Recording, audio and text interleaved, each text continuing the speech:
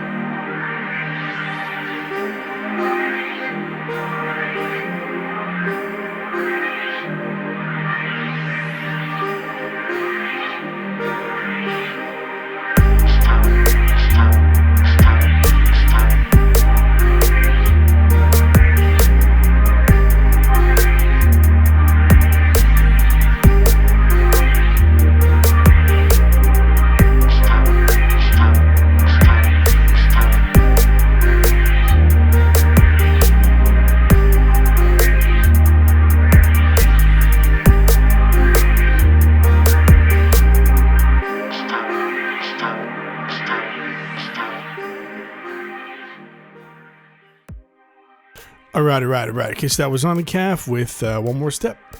So for this, it's kind of the opposite of the previous beat. With this one, I do hear the bass line, but it is a very heavy bass line. So for me, normally, I'd be like, okay, a heavy bass line like this would require some heavy drums. But in your case, you got these light drums, light drum track, and all that. And I like where you're going with it, though. Like, I wouldn't have done those kinds of drums, but the style you're going for, I get it, right? Because to me, actually, the first thing I thought of was it kind of reminds me of some like drum and bass jungle stuff that I hear in the 90s and whatnot. So, it does go well together, definitely, but it's just for the bass that you have, it's a little too heavy for those drums. It drowns it out a bit. So that's when it comes down to the mixing stage where you just gotta really, of course, dial it in with the drums and the bass and whatnot. But still, I like what you're trying to do with it. It is cool. It's a nice chill beat, and very laid back. And I like it. Like I said, I prefer something harder for the drums, but that's always my preference and all that. But yeah, it's a nice smooth beat, and the bass definitely carries it. It's got a nice. The overall, it's just a nice vibe. It's just that, like I said, it just kind of drowns out the drums just slightly. So I would take a look at that. But the rest, yeah, it's good. It's dope. I like it. All right, so next up we've got V-Train 56 with Dive Deep. Let's check it out.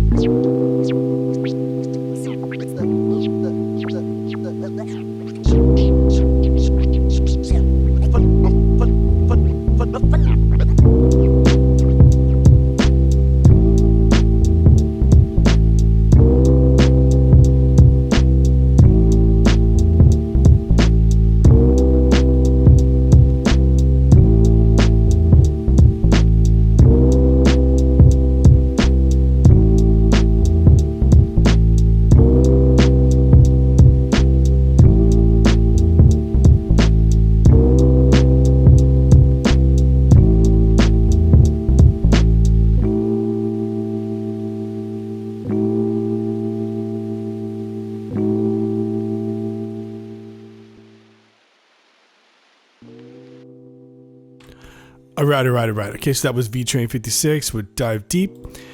And for this, I mean, mixing wise, it's a very dirty beat, right? It's not like good mixing wise in the sense where, you want a clean mix, obviously, but that's not what you're going for here. So, when I review this, I gotta basically throw the mix part, out the window, so, but the beat itself though, no, I like it. It's gutter, it's dirty, and, obviously that's what you're going for. So, it does sound really good together with the low end, that those keys, whatever, and then the drums. And it was interesting because I'm listening to it and I'm thinking to myself, some boom bap stylists that have, sometimes they have like a lot of reverb on the snare, and I'm just trying to think like what would it sound like if your drums were a little cleaner and the snare had some reverb, not too much necessarily, but still enough where it really stands out. I think that would kind of really make the beat stand out a little more. I mean, that's what I'm just thinking, to try it. I mean, I'm just curious how it would sound because I don't know, it just popped in my head. I thought you got these dirty keys, the low end, all that stuff. It sounds kind of distorted. Then you have this snare that's a little more excited, with some reverb and whatnot. Maybe, a little bit more of a swing into the drum track to just kind of make the beat overall, a little more exciting, if you will, and stuff, But for what you have, I mean, I like it. Very chill. It just reminds me of, I'm just thinking off the top of my head, that group from the 90s, the Nonce, I think it was. Yeah. It just reminds me of one of their beats. I don't know. It just popped in my head right now. But, yeah, anyway. But maybe try that with the reverb and the drums. I'm not sure how it would turn out, but, no harm in trying. But still, what you have, I like it. It's dope. All right, so next up, we've got West Beats with Double Up. Let's check it out.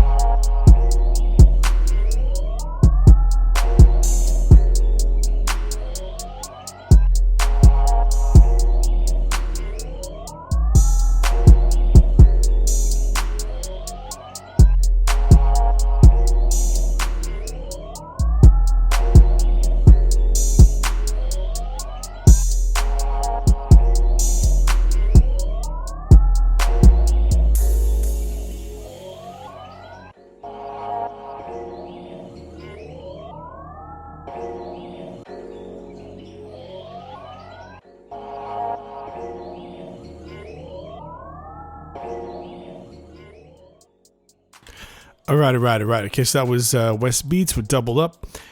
Now this one's interesting because I didn't expect something like this, where you're relying more on the kick than anything, right? Like, because the snare is just a hand clap, and it works though. Like it's not something I would necessarily do, but it does work. And I do like the fact that you have the kick that's so prominent in the mix. It is a little heavy in the mix, I would say, but and I think it's because the low end, the keys, how chill the keys are. I think that it, if the keys maybe had a little more life to them, in the mix, then it would just, if they just stood out a little more, then it would make the beat a hell of a lot better in that case, But because at the beginning, the intro, I really liked that, the way the keys sounded, the way it comes in, the way you did it. But then I was thinking, I was just imagining this build up, and I thought it would be so good, like before you even bring in the kick, just continue that little intro with the keys, and then slowly bring in, like fade in some some strings, you know.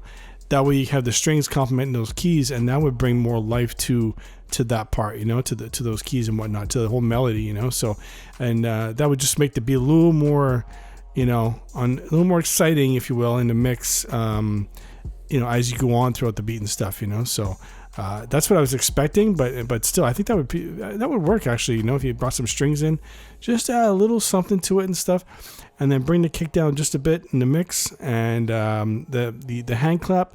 I mean, you know, it does sound really good. It's just, I'm just thinking, what if, you know, you had the hand clap, you know, you complement it with just a light snare, you know, just a light snare in the mix, and a little bit more reverb, see how it goes, you know. So I'm just thinking off the top of my head, this would sound good this way, that way in the mix. But anyway, whatever. But for what you have, though, I do like it. It's so chill, the beat, and yeah, all of a sudden it just stopped, and I was like, oh, it's over already. Okay, so it's kind of hypnotic, right? So, but yeah, it's a nice beat. I like it, and yeah. All right, so that's it for me. I'm Mr. Fade. This is Attack of the Beats. Keep sending your beats in. I'll keep reviewing them. And my favorite beat is, the winner is, drum roll please,